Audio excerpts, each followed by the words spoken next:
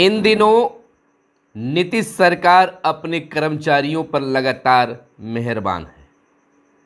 लगातार जहां वैकेंसी निकल रहे हैं, कर्मियों के वेतन बढ़ाए जा रहे हैं, मानदेय की घोषणा की जा रही है, तो वहीं एक बड़ी खबर अभी अभी निकल कर आई है कि नीतीश सरकार अपने नियोजित कर्मियों पर मेहरबान हो गई है।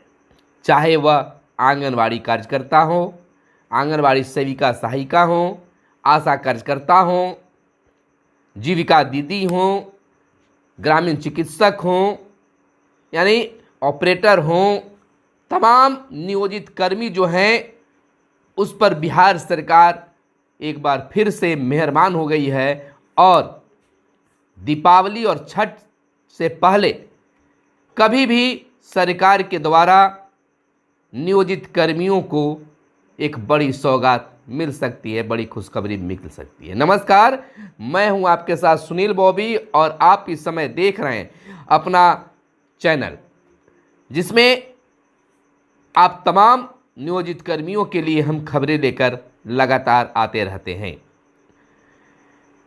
पूरी खबर को बताने से पहले आप तमाम व्यूअर्स से आग्रह है कि अगर चैनल पर पहली बार आए हैं या चैनल को अब तक सब्सक्राइब नहीं किए तो चैनल को सब्सक्राइब कर लीजिए और वीडियो पसंद आए तो लाइक ज़रूर कर दीजिएगा और कमेंट में अपनी बातें जो हैं, अपना विचार जो है ज़रूर लिखिएगा। चलिए अब खबर को विस्तार से हम बता दें कि बिहार सरकार अब नियोजित कर्मियों के संबंध में सोचना शुरू कर दी है। यानी कि अब बिहार के मुख्यमंत्री नीतीश कुमार ने कहा है कि वर्तमान समय में, वर्तमान परिवेश में नियोजित कर्मियों का जो मानदेय है, वेतन है, वह समय के अनुसार ठीक नहीं है। वेतन मानदेय इनका बढ़ना चाहिए।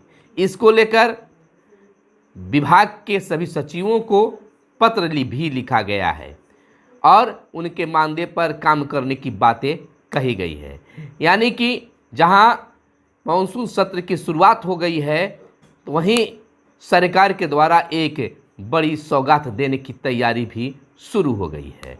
ऐसा माना जा रहा है कि दीपावली और छठ से पहले या दीपावली और छठ के बीच कभी भी नियोजित कर्मियों को बड़ी सौगात मिल सकता है। जैसा कि आप जानते हैं कि चाहे आंगनवाड़ी सेविका हो, सहायिका हो, जीविका दीदी हो, आशा हो, ग्रामीण डॉक्टर हो, ऑपरेटर हो, विभिन्न जो नियोजित कर्मी हैं वो आंदोलनरत हैं और अपनी मानदेय बढ़ाने की मांगे कर रहे हैं। सरकार तक बातें पहुंच गई है। यह बहुत बड़ी बात है कि सरकार, बिहार के मुख्यमंत्री नीतीश कुमार, तेजस्वी यादव आप तमाम नियोजित कर्मियों के लिए अब कुछ अच्छा करने जा रहे हैं।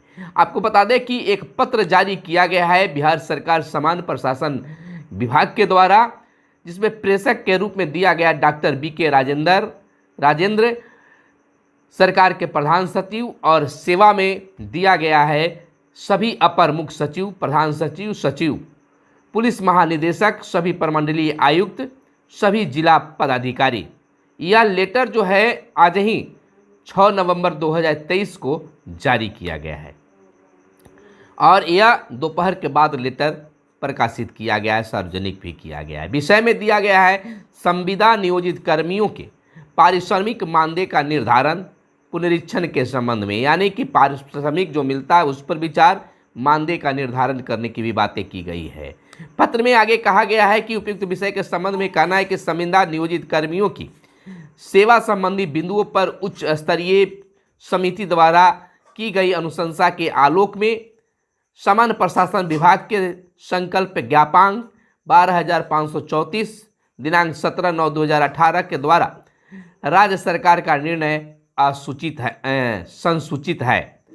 साथ ही उक्त संकल्प के निर्णय के आलोक में संकल्प ज्ञापांक 1003 दिनांक 22/1/2021 द्वारा संविदा नियोजन की प्रक्रिया एवं मार्गदर्शक सिद्धांत निरूपित किया गया है। उक्त संकल्प ज्ञापांक 1003 दिनांक 22/1/2021 की कंडिका 4.3.1 में संविदा नियोजित कर्मियों के मानदेय या पारिश्रमिक के निर्धारण पुनरीक्षण के संदर्भ में किया गया है, जो निम्नलिखित बताया गया है। यानी कि कहा गया है विभाग के द्वारा कि पारिश्रमिक मानदेय का निर्धारण संविदा के आधार पर नियोजित कर्मी को दे पारिश्रमिक मानदेय का निर्धारण विकास आयुक्त की अध्यक्षता में गठित एक समिति द्वारा किया जा सकेगा, जिसके सदस्य सचिव संबंधित विभाग के सचिव प्रधान सचिव होंगे तथा सामान्य प्रशासन विभाग द्वारा एवं वित्त विभाग के सचिव प्रधान सचिव इसके सदस्य होंगे। समिति निम्न 2 बिंदुओं पर विचार कर पारिश्रमिक का निर्धारण कर सकेगी। क में दिया गया है कि बाजार दर एवं अन्य चीज़ों पर भी बातें की गई है। और इधर हम आपको बता दें, ये पत्र में दूसरे पत्र में 2 पन्ने हैं। दूसरे पन्ने में दिया गया है कि जो नियोजित कर्मी हैं उनके लिए और क्या कुछ है। तो रोक दीजिए, यहाँ पर रोकिए वीडियो पे। तो बिंदु ख में स्पष्ट किया गया है कि सरकार में उपलब्ध समान समकक्ष पद के प्रारंभिक स्तर का वेतन, महंगाई भत्ता एवं अन्य अनुमान भत्तों को मिलाकर समेकित रूप से प्राप्त योगफल। दूसरे बिंदु में लिखा है कि उपयुक्त प्रावधान से स्पष्ट है कि संविदा नियोजित कर्मियों के पारिश्रमिक मानदेय के निर्धारण हेतु विकास आयुक्त की अध्यक्षता में समिति गठित है, जिसके द्वारा सदस्य सचिव संबंधित प्रशासनिक विभाग के अपर मुख्य सचिव, प्रधान सचिव, सचिव, सदस्य सचिव होते हैं। संबंधित प्रशासनिक विभाग द्वारा उनके नियंत्रणाधीन संविदा नियोजित कर्मियों के पारिश्रमिक मानदेय के निर्धारण पुनरीक्षित से संबंधित प्रस्ताव उक्त समिति के समक्ष विचारार्थ प्रस्तुत किया जाना है।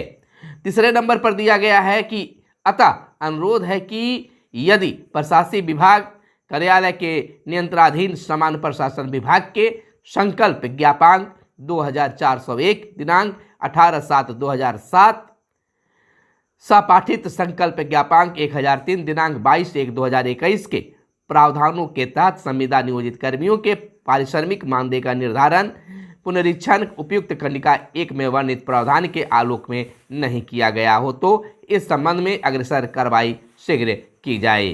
यानी कि यह पत्र जो है सभी विभाग के प्रधान सचिव, सचिव को लिखा गया है, जिसमें सभी नियोजित कर्मियों के मानदेय वेतन बढ़ाने के लिए लिखा गया है। यह पत्र जो है डॉक्टर बी राजेंद्रन सरकार के प्रधान सचिव ने लिखा है, सभी विभाग के सचिवों को लिखा गया है। तो इस तरह से जितने भी नियोजित कर्मी हैं, चाहे आशा हों, आंगनबाड़ी सेविका सहायिका हों, संविदा कर्मी के रूप में जितने भी हैं, ग्रामीण डॉक्टर हों, ऑपरेटर हों, जितने भी हैं, सभी के मानदेय में बढ़ोतरी की बातें की गई है। तो अब इस तरह से दीपावली और छठ से पहले या दीपावली और छठ के बीच में कभी भी नियोजित कर्मियों के मानदेय बढ़ाने का एक बड़ा सौगात बिहार सरकार दे सकती है। बिहार के मुख्यमंत्री और उप मुख्यमंत्री तेजस्वी यादव के द्वारा दिया जा सकता है। तो अब हो गई बल्ले बल्ले। यह पत्र के आधार पर मैंने आपको पूरी खबर को बताया है। तो